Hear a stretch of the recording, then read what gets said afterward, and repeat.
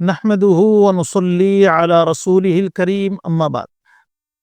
محترم حضرات، اللہ کے نبی صلی اللہ علیہ وسلم کی سیرت کے حوالے سے یہ ہمارا 12واں درس ہے، جس میں ہم اللہ کے نبی صلی اللہ علیہ وسلم اور صحابہ اکرام کی مدینہ میں آزمائش کے حوالے سے گفتگو کریں۔ پیارے نبی صلی اللہ علیہ وسلم مدینہ میں رہنے لگے۔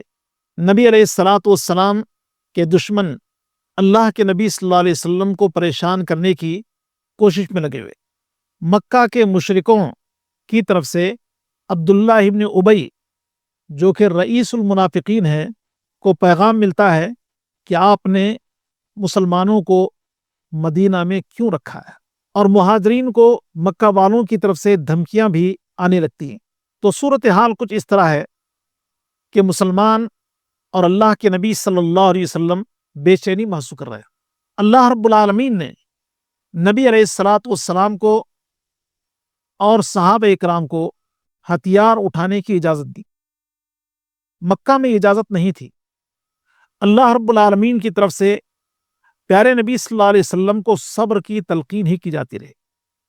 اللہ نے بیان فرمایا کہ اے نبی، آپ صبر کیجئے جو کچھ مشرکوں کی طرف سے آپ کو تکلیف پہنچتی ہے۔ انبیاء علیہ السلام کے صبر کی مثالیں پیارے نبی صلی اللہ علیہ وسلم کے سامنے پیش کی گئیں، اور اللہ کے نبی صلی اللہ علیہ وسلم بھی صحابہ اکرام کو جب آزمائش میں دیکھتے تو صبر کی تلقین کرتے اور گزر جاتے۔ مدینہ جب مسلمان پہنچے اور وہاں بے چینی بڑھ گئی تو اللہ رب العالمین نے ہتھیار اٹھانے اور اپنا دفاع کرنے کی اجازت دی۔ تو اللہ کے نبی صلی اللہ علیہ وسلم نے دو بنیادی کام کی۔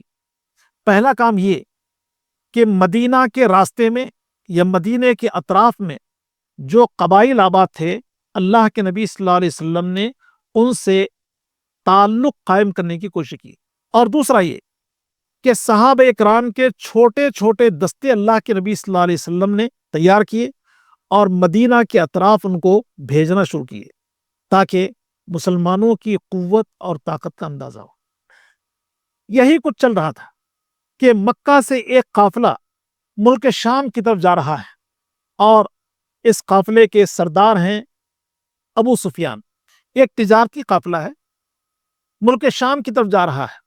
اللہ کے نبی صلی اللہ علیہ وسلم کو خبر ہوتی ہے، تو نبی علیہ الصلاۃ والسلام نے اس تجارتی قافلے کو روکنے کا ارادہ کیا۔ لڑائی بھڑائی کا ارادہ نہیں کیے، روکنے کا ارادہ کیا۔ ابو سفیان اپنی چالاکی سے ملک شام کی طرف روانہ ہو گئے۔ اللہ کے نبی صلی اللہ علیہ وسلم کو اندازہ تھا کہ واپسی کتنے دنوں کے بعد ہو سکتی ہے، چنانچہ اللہ کے نبی صلی اللہ علیہ وسلم نے پھر اس قافلے کو روکنے کی کوشش کی تاکہ ان کے مال و اسباب کو لے لیا جائے۔ مسلمانوں کو انہوں نے مکہ میں بڑی تکلیف پہنچایا تھا، لیکن ابو سفیان نے مدینہ کے قریب آنے سے پہلے مکہ ایک پیغام بھیجا کہ مدینہ کے مسلمانوں سے ہمیں خطرہ ہے، کہیں ایسا نہ ہو کہ ہمارے تجارتی قافلے کو روک دیں۔ ابو جہل نے 1000 آدمیوں کو تیار کیا اپنے تجارتی قافلے کو بچانے کے لیے اور اللہ کے نبی صلی اللہ علیہ وسلم سے مقابلے کے لیے۔ ابو سفیان جب ملک شام سے مکہ کی طرف جا رہے تھے تو پھر مسلمانوں کے ہاتھوں سے بچ نکلے، اور ابو جہل کو یہ خبر دیا کہ ہمارا تجارتی قافلہ خیریت کے ساتھ، سلامتی کے ساتھ مدینہ کی سرحد سے نکل چکا ہے، اب کوئی خطرہ نہیں۔ ابو جہل کو لوگوں نے سمجھایا۔ عتبہ اور شیبہ نے کہا کہ جب ہمارا تجارتی قافلہ سلامتی کے ساتھ نکل چکا ہے تو اب ہم کو مدینہ کی طرف جانے کی کیا ضرورت ہے؟ لیکن ابو جہل وہ اللہ کے نبی صلی اللہ علیہ وسلم کی دشمنی میں اس قدر آگے بڑھا ہوا تھا کہ اللہ کے نبی صلی اللہ علیہ وسلم اور مسلمانوں کے ساتھ جنگ کرنا چاہتا۔ اس نے عتبہ اور شیبہ سے کہا کہ تم بزدلی کی باتیں کر رہے ہو۔ آخر انہوں نے کہا ٹھیک ہے، چلتے ہیں مدینہ کی طرف۔ ہمارے نبی صلی اللہ علیہ وسلم کو خبر ملی، اللہ کے نبی صلی اللہ علیہ وسلم نے انصار و مہاجرین کو جمع کی۔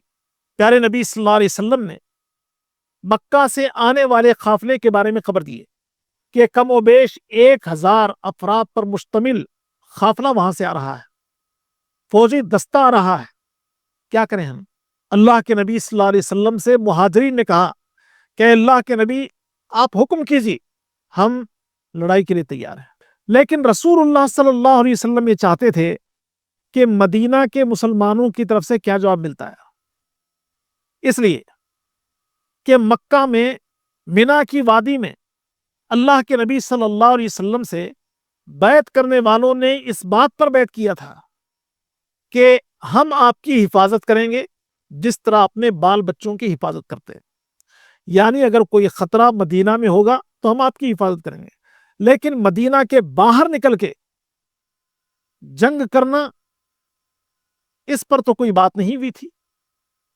اللہ کے نبی صلی اللہ علیہ وسلم چاہتے تھے کہ مدینہ کے مسلمان لڑائی کے لیے تیار ہیں۔ آخر انہوں نے بھی کہا کہ اللہ کے نبی، آپ کا حکم سراکھوں پر ہے، آپ حکم دیجئے، لڑائی کے لیے ہم تیار ہیں۔ چنانچہ اللہ کے نبی صلی اللہ علیہ وسلم نے صحابہ کرام کی چھوٹی سی جماعت کو لے لیے جو 313 افراد پر مشتمل ہے۔ پیارے نبی صلی اللہ علیہ وسلم نے بدر کی طرف رخ کیے اور اللہ کے نبی صلی اللہ علیہ وسلم نے ایک مقام پر پڑاؤ کی۔ ایک صحابی حباب بن منذر رضی اللہ تعالیٰ عنہ نے کہا کہ اللہ کے نبی، یہاں آپ نے جو پڑاؤ کیا ہے اللہ رب العالمین کے حکم سے کیا ہے یا جنگی حکمت عملی کے پیش نظر کیا ہے؟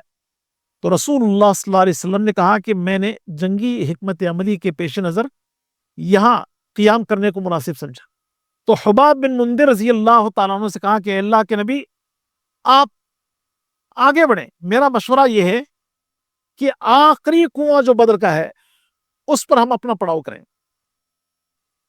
دراصل ایک نہر چلتی تھی، ایک نالا چلتا تھا، جگہ جگہ گڑھے تھے، پانی تقریباً ان گڑھوں میں خشک ہو چکا تھا اور آخری جو کنواں تھا، جو گڑھا تھا، وہاں پر پانی تھا۔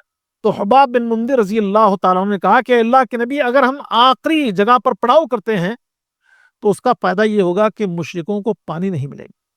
اللہ رب العالمین نے نبی علیہ الصلوۃ والسلام کے مسلمانوں کی مدد کی مختلف صورتیں رہیں۔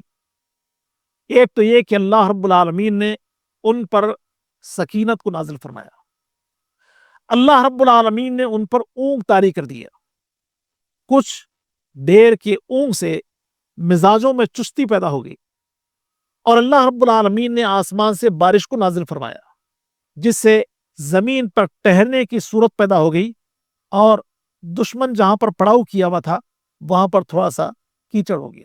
اللہ کے نبی صلی اللہ علیہ وسلم نے اللہ رب العالمین کی بارگاہ میں دعا کی، کہا کہ اللہ، میں مٹھی بھر جماعت کو لے کے آ گیا ہوں، اگر یہ لوگ مارے گئے تو روئے زمین پر تیری عبادت اور بندگی کرنے والا کوئی نہیں رہے گا۔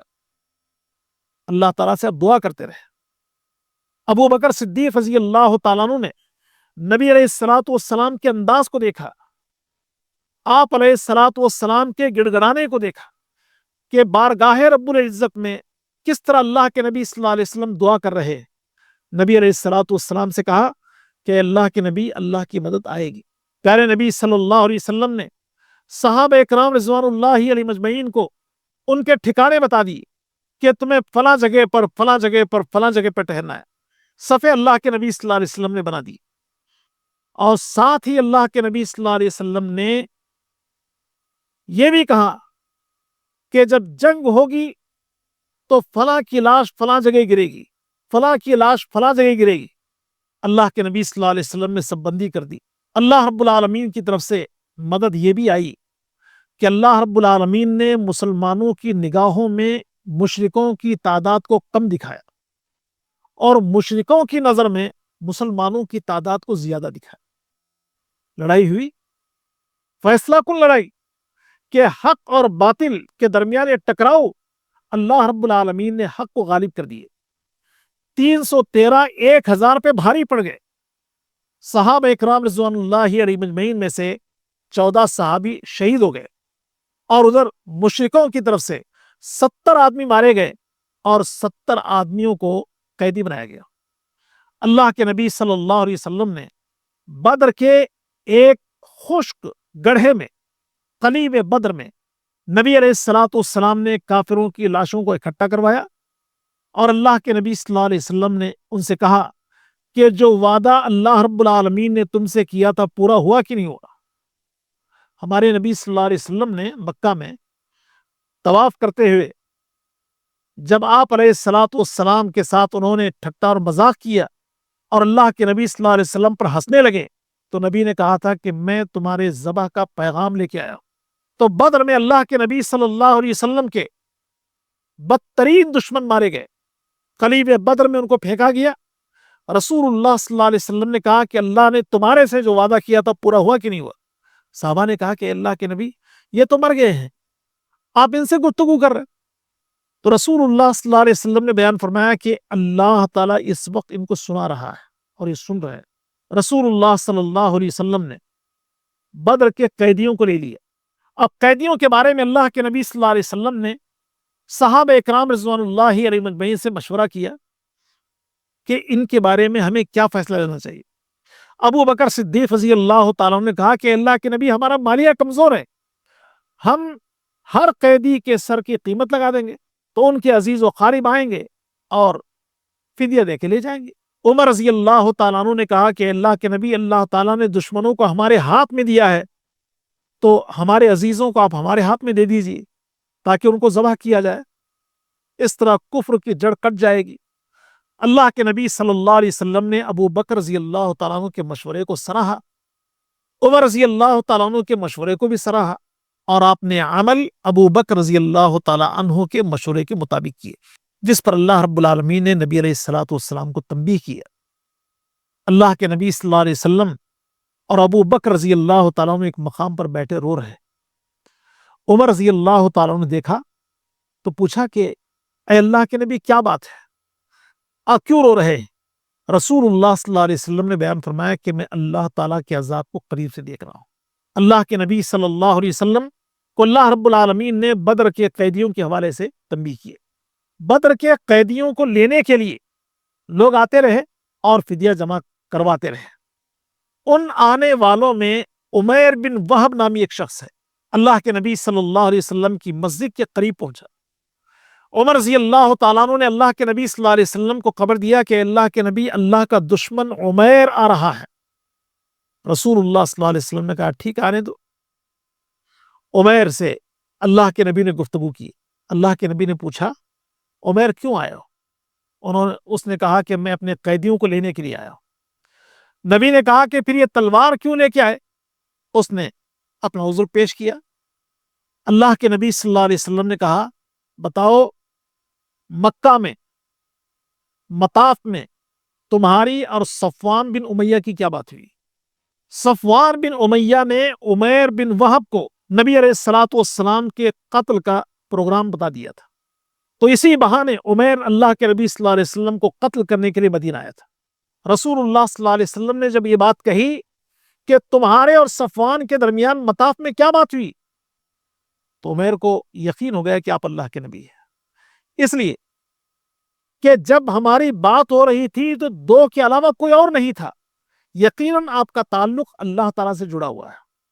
عمیر مسلمانوں، مدینہ میں اللہ کے نبی صلی اللہ علیہ وسلم پر دینی احکام نازل ہوئے۔ نماز کی فرضیت تو پہلے ہو چکی تھی، اللہ رب العالمین نے قبلہ کی تبدیلی کا حکم دیا۔ پیارے نبی صلی اللہ علیہ وسلم جب مکہ میں تھے تو آپ علیہ الصلوۃ والسلام نماز اس طرح پڑھتے کہ کعبہ بھی آپ کے سامنے ہوتا اور رخ مسجد اقصیٰ کی طرف ہوتا، اور جب اللہ کے نبی مدینہ آ گئے تو رسول اللہ صلی اللہ علیہ وسلم نے 16 ماہ تک مسجد اقصیٰ کی طرف رخ کر کے نماز پڑھا، لیکن آپ کی آرزو یہ تھی کہ مسجد حرام قبلہ بن جائے۔ قرآن کریم میں اللہ رب العالمین نے بیان فرمایا قَدْ نَرَا تَقَلُّبَ وَجْهِكَ فِي السَّمَاءِ فَلَنُوَلِّيَنَّكَ قِبْلَةً تَرْضَاهَا۔ اے نبی ہم آپ کی اٹھنے والی پیشانی کو دیکھ رہے ہیں، آپ قبلے کی تبدیلی کا انتظار کر رہے ہیں، تو آپ کی مرضی کے مطابق ہم نے قبلہ تبدیل کر دی۔ تحویل قبلہ پر یہود نے بڑا شور مچایا، اللہ کے نبی صلی اللہ علیہ وسلم اور مسلمانوں پہ اعتراض کیا اور مختلف قسم کے شوشے چھوڑنا شروع کیے، اور دوسری طرف اللہ کے نبی صلی اللہ علیہ وسلم کے صحابہ انہوں نے اتباع اور پیروی کی ایسی مثال قائم کر دی کہ جس کی نظیر نہیں ملتی، ایک ایسا نمونہ پیش کیا کہ جس کی نظیر نہیں ملتی۔ اللہ کے نبی صلی اللہ علیہ وسلم نے نماز پڑھایا مسجد نبوی میں، نماز کے بعد ایک شخص مدینہ کی گلیوں سے گزرتے ہوئے ایک مسجد کے پاس پہنچتے ہیں جس کو آج مسجد قبلتین کہا جاتا ہے. وہاں لوگ حالت نماز میں ہیں. گزرنے والے نے اللہ کو گواہ بنا کے کہا کہ لوگوں میں اللہ کو گواہ بنا کے کہہ رہا ہوں کہ اللہ کے نبی صلی اللہ علیہ وسلم نے مسجد اقصی کے بجائے مسجد حرام کو قبلہ بنا لیے. حالت نماز ہی میں انہوں نے اپنا قبلہ تبدیل کر لیا. تو یہ ایک نرالا نمونہ ہے جو انہوں نے پیش کیا. اللہ رب العالمین نے رسول اللہ صلی اللہ علیہ وسلم پر روزوں کو فرض کیا. قرآن کریم میں اللہ نے بیان فرمایا یا ایھا الذین آمنوا کتب علیکم الصیام کما کتب علی الذین من قبلکم لعلکم تتقون. اے ایمان والو روزے تم پر فرض کیے گئے جیسے تم سے پہلے لوگوں پر فرض کیے گئے شاید کہ تم متقی اور پرہیزگار بن جاؤ. اللہ رب العالمین نے زکوٰۃ کے احکام نازل فرمائے اور زکوٰۃ کے نصاب وغیرہ کے حوالے سے پیارے نبی صلی اللہ علیہ وسلم کو تعلیم دی گئی. غرضے کے اللہ کے نبی صلی اللہ علیہ وسلم جب مدینہ پہنچے تو آپ علیہ الصلاۃ والسلام کے لیے مشرکوں یہودیوں کی طرف سے خطرہ لاحق تھا. اللہ کے نبی صلی اللہ علیہ وسلم اور مسلمانوں کو اللہ رب العالمین نے اپنے دفاع کے لیے ہتھیار رکھنے کا حکم دیا. اور پھر اللہ کے نبی صلی اللہ علیہ وسلم نے ابو سفیان کے تجارتی قافلے کو روکنے کی کوشش کی اور بدر کی لڑائی پیش آئی. اللہ رب العالمین نے روزوں کے زکوٰۃ کے مسائل کو بیان فرمایا. اور پھر یہ کہ یہودی جو مدینہ میں آباد تھے جو اللہ کے نبی صلی اللہ علیہ وسلم کے خلاف باتیں کیا کرتے تھے اور اللہ کے نبی صلی اللہ علیہ وسلم کی دشمنی کو لوگوں کے سامنے عام کرتے تھے اور رسول اللہ صلی اللہ علیہ وسلم کی بات کو ماننے والے اوس اور خزرج کے درمیان جنگ بعاث کا ذکر کر کے اختلاف پیدا کرنے کی کوشش کرتے تھے. ان میں ہوئی کعب بن اشرف اور دیگر لوگ ہیں جو اللہ کے نبی صلی اللہ علیہ وسلم اور مسلمانوں کی دشمنی میں پیش رہتے تھے. اللہ کے نبی صلی اللہ علیہ وسلم نے قبیلہ قینقاع جو یہودیوں کا ایک قبیلہ ہے ان کے محلہ میں اللہ کے نبی صلی اللہ علیہ وسلم نے ان کو آگاہ کر دیا تھا لیکن اس کے باوجود ان کی شراتیں نہیں رک رہی تھی. آخر ایک دفعہ ہوا یوں کہ ایک عورت کے ساتھ برا معاملہ کیا گیا.